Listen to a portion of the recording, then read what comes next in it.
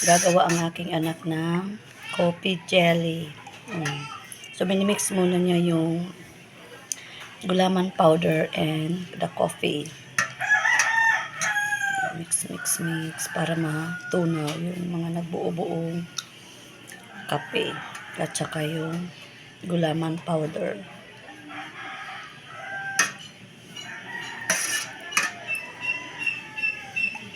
Isang ikot-ikot lang para pantano yung ano niya, yung firm, smooth.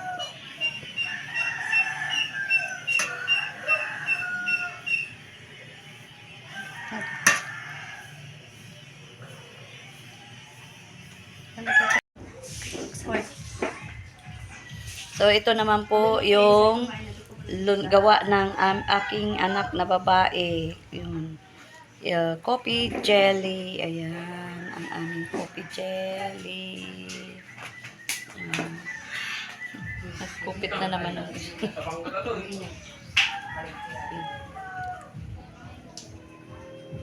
Ayan. Ay, balik. Cute, di ba si balik?